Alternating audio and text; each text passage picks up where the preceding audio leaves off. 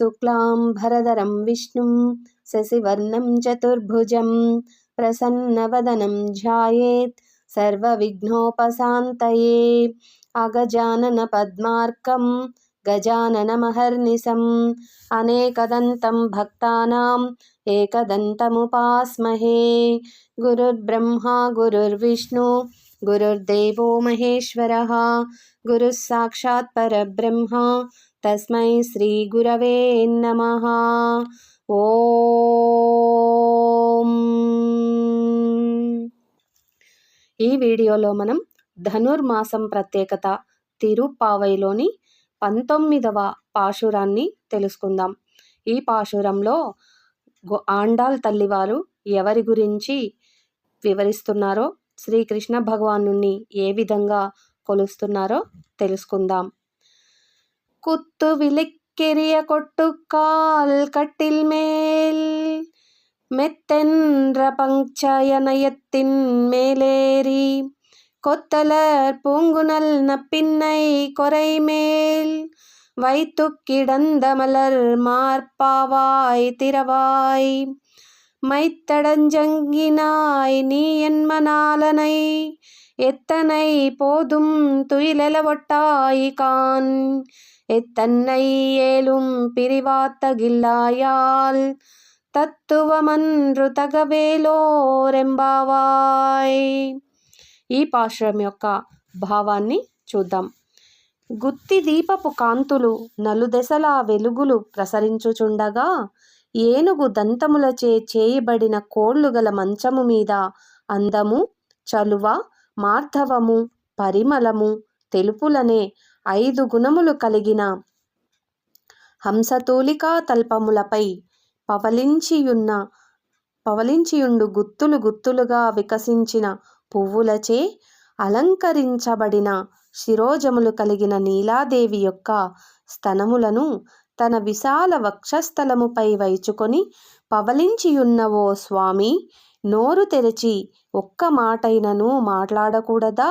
లేక కాటుకచే అలంకరింపబడిన విశాలమైన నేత్రములు కలవో నీలాదేవి, జగస్వామి అయిన శ్రీకృష్ణుణ్ణి స్వల్పకాలమైనను పడక విడిచి బయటకు వచ్చుటకు అనుమతింపకున్నావు. క్షణమైనను శ్రీకృష్ణుణ్ణి విశ్లేషమును సహింపజాలవే. ఇది నీ స్వరూపమునకు నీ స్వభావమునకును తగదు. నీవలే మేము కూడా అతనికి ఆర్హ శేషభూతులమే కదా.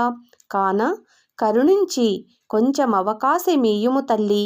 అట్టి అవకాశము నీవిచ్చితివేని మేము చేసే ఈ అద్వితీయమైన ధనుర్మాస వ్రతము భగవత్ కైంకర్య రూప మంగళ వ్రతముగా సాంగోపాంగముగా సమాప్తి చెందును. ఇందే మాత్రము సంశయము లేదు అని శ్రీ ఆండాళమ్మవారు నీలా శ్రీకృష్ణులను వేడుకుంటున్నారు. స్వామిని కీర్తించడానికి వచ్చామని, తనకు సుకుమారమైన చేతులకున్న గాజుల మధురధ్వనితో తలుపును తెరువుమని నీలాదేవిని ఆండాళ్ తల్లి నిన్నటి పాసురంలో ప్రార్థించింది.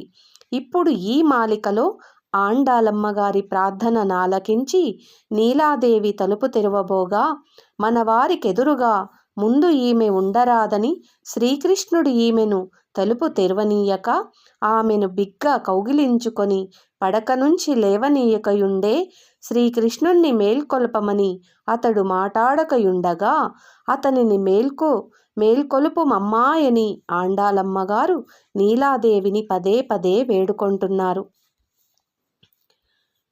మనిషికి ఎన్ని శాస్త్రములు బోధించినా శృంగారం అనేది ఎప్పుడూ ఆధిక్యత చూపుతుంది మనిషిపై.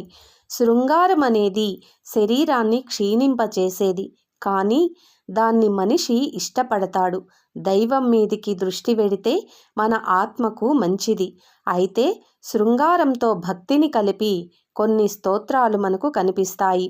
వాటిల్లో భగవంతునికి అమ్మవారికి మధ్య ఒక దివ్య లీలారసం మనకు కనిపిస్తుంది. ఇదంతా మనకు ఏమిటి అనిపిస్తుంది, మనకు నచ్చదు. భగవంతుణ్ణి గురించి ఇలా ఎందుకు రాసి ఉన్నాయి అనిపిస్తుంది. కమలాకుచ కస్తూరి కర్దమాంకిత వక్షసే యాదవాద్రినివాసాయ సంపత్పుత్రాదిమంగళం అని మంగళం పాడుతుంటే ఆయనని ఏమని వర్ణిస్తున్నాం? అమ్మ తన వక్షస్థలానికి కుంకుమ పాత్రములను రచించుకున్నది. ఆయన ఆలింగితుడై దేహమంతా పూసుకున్నాడు. ఓహో, అలాంటి స్వామి నీకు మంగళం! ఏమిటండి ఈ వర్ణన అనిపిస్తుంది. ఇదంతా తప్పు అని అనేవారు కొందరున్నారు.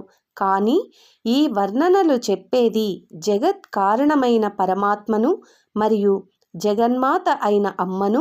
వారిరువురి శృంగారమే లేకపోతే నీకు జన్మ అనేది ఉందా?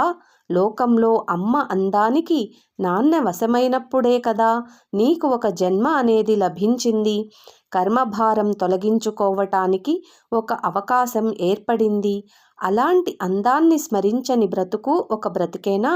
అయితే ఆ అమ్మ అందం నీవు ఉపాసించతగినది కానీ అనుభవించతగినది కాదు. ఆ అందం నీకు జీవితాన్ని ఇచ్చేది. ఉపజీవ్యం అంటారు. నాన్నకు అదే అందం భోగ్యం. నీకు ఉండాల్సిన జ్ఞానం ఇది. ఇప్పుడు ఈ జ్ఞానంతో ఆ సౌందర్యాన్ని దర్శించు. అప్పుడు తప్పులేదు. ఉపనిషత్తులు ఈ విషయాన్ని మనకు తెలిపాయి. అందుకే ఆండాళ్ తల్లి సృష్టికి ముందు ఉండే దశని ఈ పాసురంలో వర్ణిస్తుంది.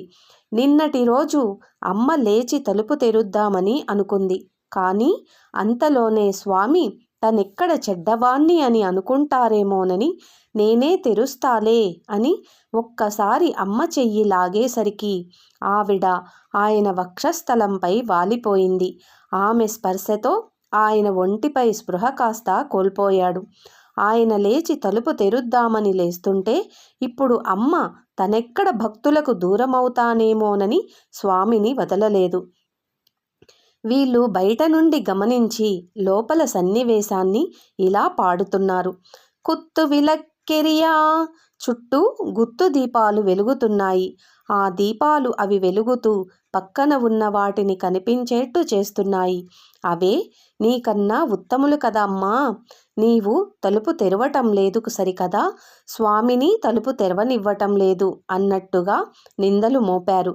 గతంలో కువలయాపీడాన్ని చంపి దాని దంతాలతో నీలాదేవికి ఒక మంచాన్ని చేయించి ఇచ్చాడు స్వామి. కోటుక్కాల్, ఏనుగు దంతాలతో చేసిన పాదాలు కల కట్టిల్ మేల్, కట్టె మంచంలో మెత్తెన్రా, మెత్తటి అతి సుకుమారమైన పంచశయనత్తిన్, పంచశయనంపై మేల్ ఏరి పడుకొని ఉన్నారు. కొత్తలర్ పూంగురల్, గుత్తులు గుత్తులుగా పుష్పాలను కేశాలలో కల నప్పిన్రై, ఆ అందగత్తె కొంగై మేల్, వక్షస్థలం వైతుక్కిడంద, స్పర్శచే మైకంలో పడి ఉన్న మలర్ మార్బా, వక్షస్థలం వికసించి ఉన్న స్వామి వాయ్ తెరవాయ్, నోరైనా తెరవచ్చు కదా. అంతలోనే సరే తెరుద్దామని స్వామి లేస్తుంటే ఇప్పుడు అమ్మ వద్దు నేనే తెరుస్తా అని ఆయనను ఆమె కంటి చూపుతూనే వద్దని అనటంతో బయట నుండి వీళ్ళు ఆయన బయటికి వస్తానంటే రానివ్వటం లేదు అని అమ్మను పాడటం మొదలుపెట్టారు. మైత్తడం కన్నినాయ్, కాటుకతో విశాలమైన కన్నులు కల నీవు ఉన్మునాలనై, నీ స్వామిని ఎత్తన్నై పోదుం తుయిలరా, ఇప్పటికైనా లేపి ఒట్టాయికాన్, మాకు చూపించవా. ఎత్తెన్నై ఏలుం పిరివాత్తగిల్లాయాల్, ఒక్క క్షణం కూడా నీ స్వామిని విడిచి ఉండవా. తత్వమంద్రుతగన్, నీ స్వరూపానికి ఇది తగదు అని కొంచెం కఠినంగా పిలిచారు.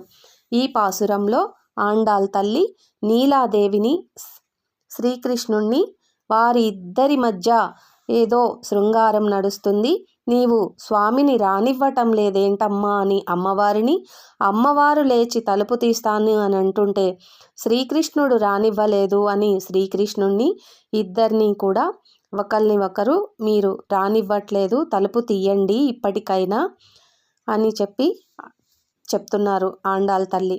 ఇంకా రేపటి పాసురంలో ఏ విధంగా వారిద్దరితో తలుపు తెరిపిస్తారో, శ్రీకృష్ణుడి లీలలను ఇంకా ఏ విధంగా మనకి చెప్తారో చూద్దాము. ఓం శ్రీ కృష్ణార్పణమస్తు. తిరువడిగలిగే శరణం మమ.